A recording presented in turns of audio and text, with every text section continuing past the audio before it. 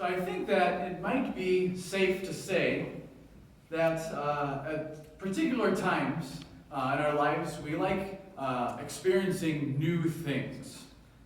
There's something about newness that is a bit refreshing and a bit life-giving. We love the smell of a new car, just as we've pulled it off the dealership parking lot.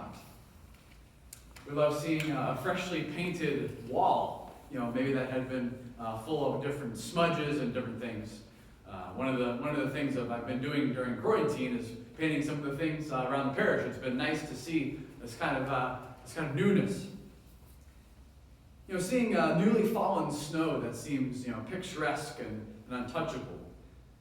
Although we like that in winter, not now. Probably it's good where it is, so that niceness can stay there. And to that end, the first day of spring, when we experience the newness of the warmth of the changing weather, it just seems to lift our spirits and make us feel alive. We all love new. And further, I think in a certain sense, we are meant for new.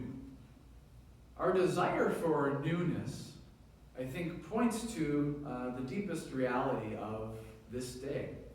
That our desire, this experience of our desire for newness, truly points to our desire for the newness of eternal life, of heavenly life, which is our destiny. The truth of today is that Jesus Christ was crucified. He died and lay in a tomb for 3 days. But the story didn't end there. Jesus Christ has risen from the dead. And this is great. And maybe this is even something that we already feel like we know. But do we really understand what that means? Do we really know how that belief really makes a difference in our lives? I think what's important to contemplate and think more deeply about today is that Jesus' life after the resurrection wasn't just a continuation of the same life he had lived before. His resurrection was the beginning of a new life, a new way of existing. And the fact that the Gospels recount that even Jesus' closest friends hardly even recognized him after his resurrection, that he was so transformed by this new state of living. The Gospels say that he radiated this new presence, that he wasn't bound by time and space. He seemed to just kind of appear out of nowhere when the disciples were meeting. There was something definitely new about Jesus' resurrected life. And I think it's important because today we don't celebrate, the resuscitation of Jesus, but we celebrate the resurrection of Jesus.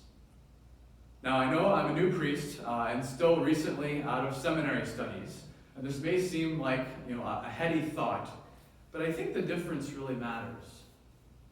Your resuscitation isn't the same thing as resurrection. Resuscitation is a restoration of life, but it's more of a continuation of kind of the same old thing, versus resurrection is taking on and living out something new.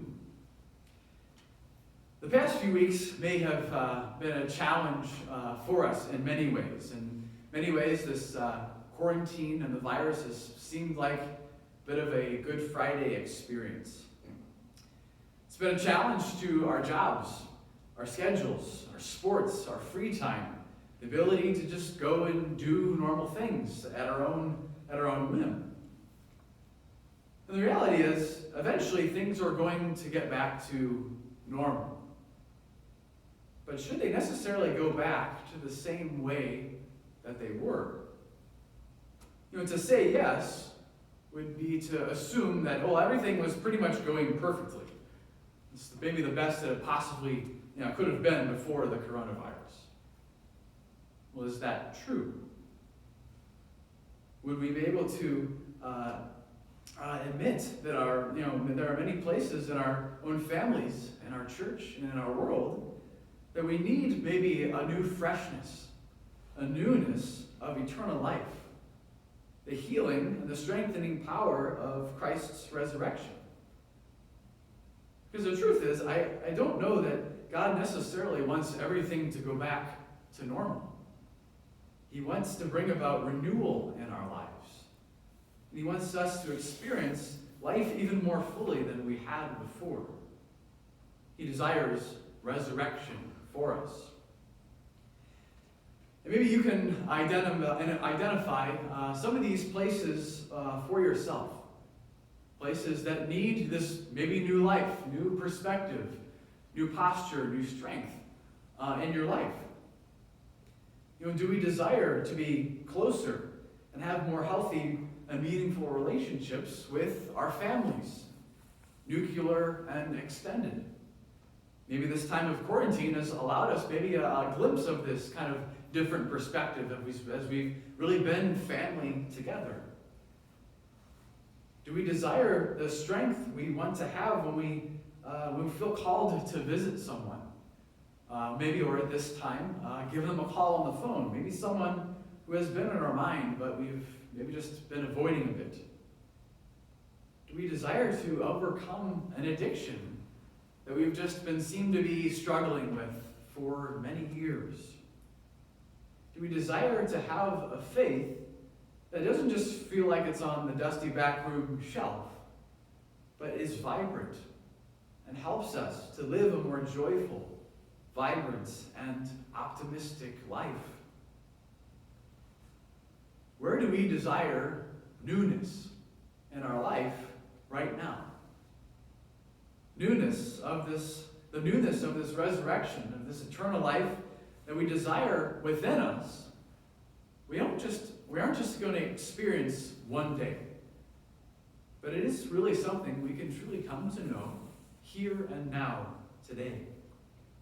Our experience of this desire for newness truly points to a desire for the newness of eternal life.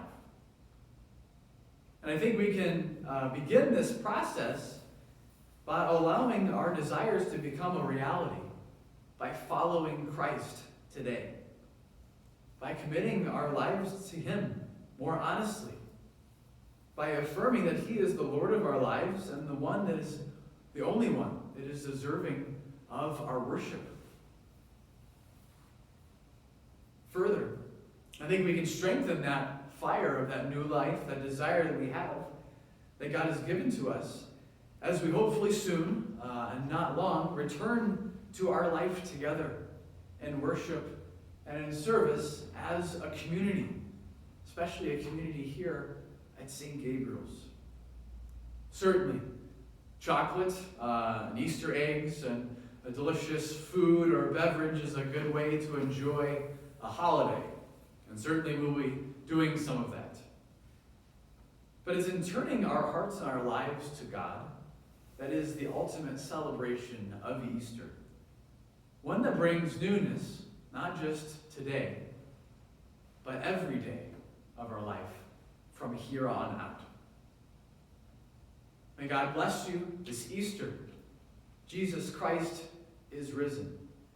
And He brings with Him the newness, the possibility of eternal life for all of God's children. May the light of His resurrection shine into your lives and your families, bringing hope and strength, which brings a profound renewal.